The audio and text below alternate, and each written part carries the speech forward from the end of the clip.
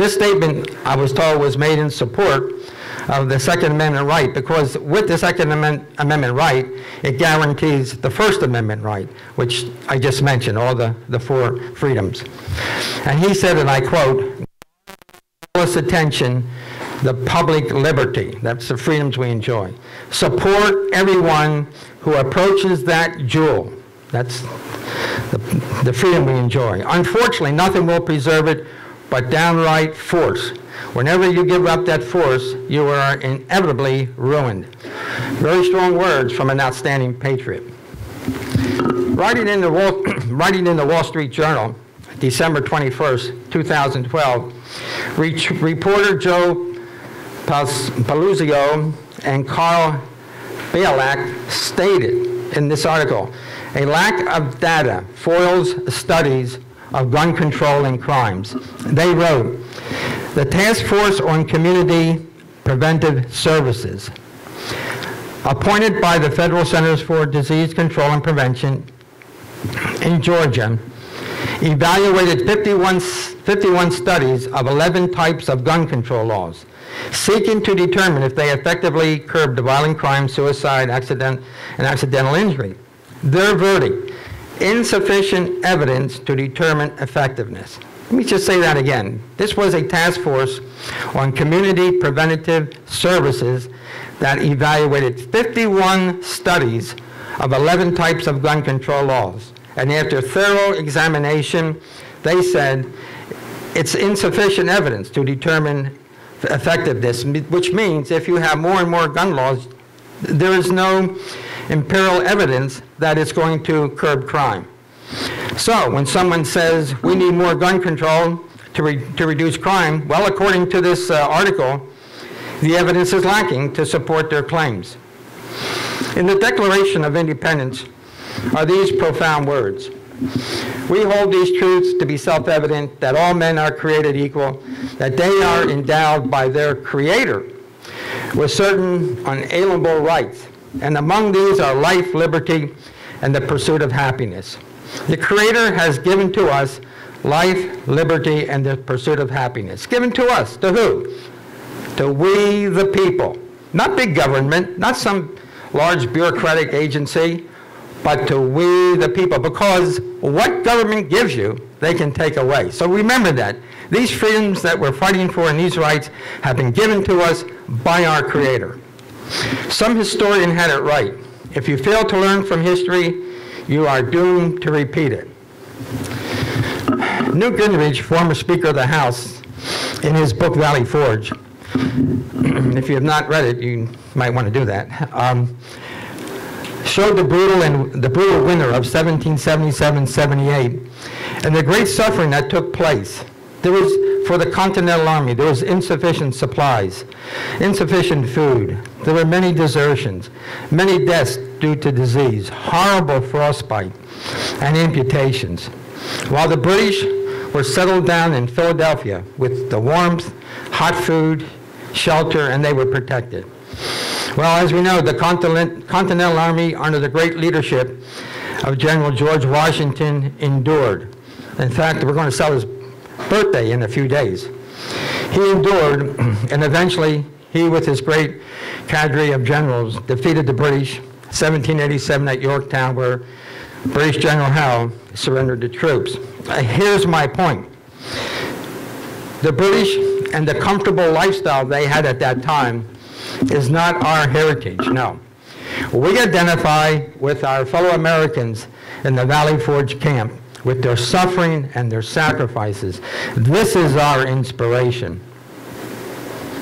Through their toil, sacrifice, and bleeding, they planted a seed that grew the 13 colonies into the greatest nation of the world. Our greatness lies not only in our military and economic power, but America's willingness to fight for the freedom and rights of others. The national cemeteries at home and abroad bear testament to the price our brave and courageous soldiers paid for the freedom of others. Our humanitarian effort is the nation's North Star. As Emma Lazarus wrote on the Statue of Liberty, Give me your tired, your poor, your huddled masses yearning to breathe free, the wretched refuse of your teeming shore. Send these, the homeless, tempest tossed to me. I lift my lamp beside the golden door. Why did I read that? What does that have to do with Second Amendment rights? This nation has been a place where opportunity existed for people. They want to come here because they wanted a better life for themselves and for their family. And in many cases, it was religious freedom that they sought. In the words of former President Abraham Lincoln, they were seeking a new birth of freedom. Now, so here we are, united as one in our efforts to defeat legislation that would nullify or make almost impossible the right to own a firearm. We have a great legacy and history as Americans.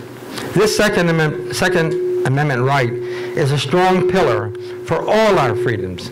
If this collapses, I see danger ahead. I see storm clouds ahead. The red flags will go up saying America is in trouble if we lose this battle. Remember what I said at the beginning? That we were given these rights and freedoms because they were given to us, we the people. They weren't given to government. They were organized and structured so that these freedoms would be ours forever. And that's where we are. And so that is so important to remember. And it was our Creator that gave us these rights and freedoms, not the government. And so we need to fight for those things that our forefathers believed in, and now they're handing the torch to us to take that torch and to keep the light of liberty burning. So, we cannot allow government to take from us, we the people, those rights and freedoms endowed to us by our Creator. We will fight on because our cause is just. Thank you, God bless you, and God bless America.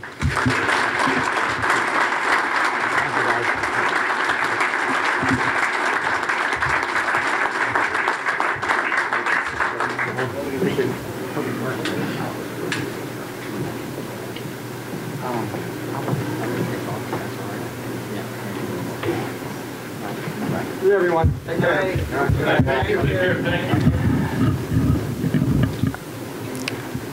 When we had first made arrangements to have Representative Clymer speak with us, he was going to drive from Harrisburg to here and then drive back to Harrisburg again. But fortunately for him, his schedule was changed, so he only had to make it from Percy down, and he's headed back to Percy at this point.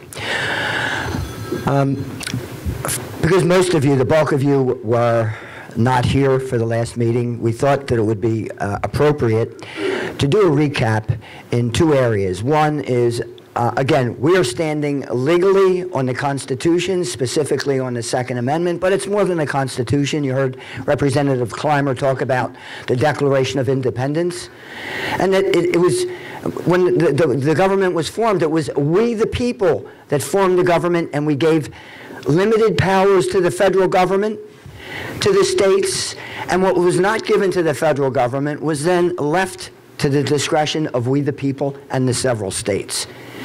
So we are standing on very solid legal grounds, and it seems like in the last 50 years, the last 3 generations or so, that this country has drifted so far in the area of education as to what the reality of what this country was founded on.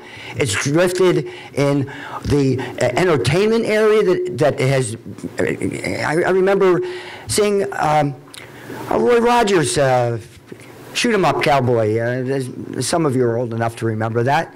And no. But there wasn't the blood and guts. You'd see the cowboy get hit and he would fall down. Today, Spartacus. I mean, you watch that, and that's blood splashing on the screen. And this is what we're being plummeted with entertainment. And finally, the news media. Is there an objective news media outlet out there today in your 3 main channels, 3, 6, and 10, for those of you who are from Philly and remember the 3, 6, 10 days? You can't find it anymore. It's indoctrination that has taken place that has really dumbed down this country. So what we'd like to do in the next 20 minutes or so is we're going to bring up two gentlemen back to back. First, we're going to have Dave Sager. He's a businessman here in Bucks County. He's one of the group of concerned gun owners of Bucks County. And by the way, those of us that are here that have formed this group, we're like you. We're normal citizens. Some of us are retired. Some of us still have businesses. Some of us are former veterans, Vietnam veterans, own small businesses in Doylestown, travel the country for their business that they work with. So we're like you. And Dave is going to bring some perspective on the legality of what we're looking at in the history of the Second Amendment and what to keep and bear arms means. And then we're going to follow with Carlo Gruletto, who has worked in the belly of the beast in both New York City and out in California, and has now retired after Silicon Valley and has returned here to Bucks County to live. And Carlo is going to talk about what the effects of gun control have had in various places around the world over the last few hundred years. First, let's bring up Dave, and then immediately Carlo will come up. Dave?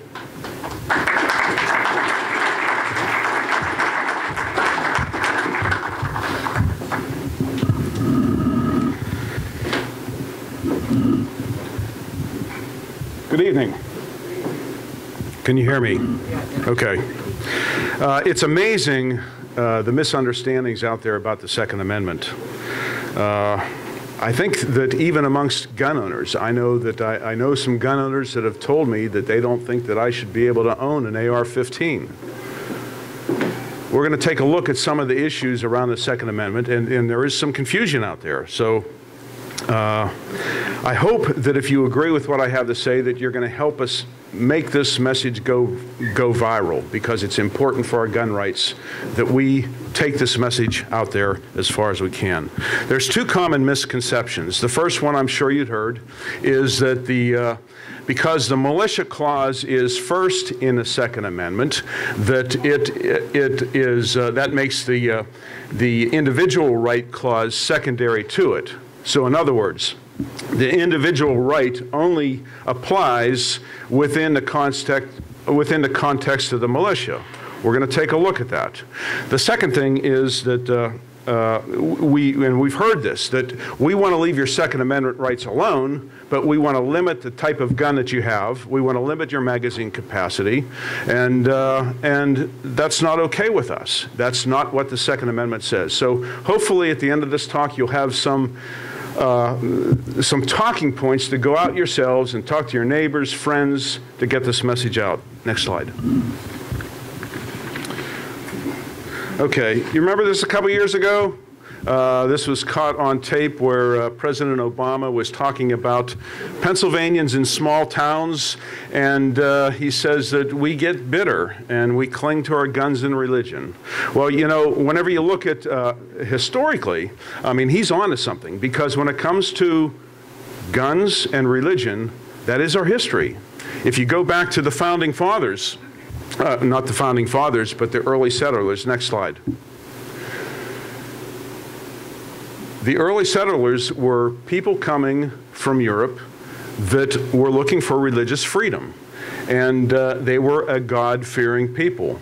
And this showed up in our Declaration of Independence, and Representative Clymer read these words, but I think they're worth repeating. We hold these truths to be self-evident, that all men are created equal, that they are endowed by their Creator with certain unalienable rights, that among these are life, liberty, and pursuit of happiness. Said another way, life, liberty,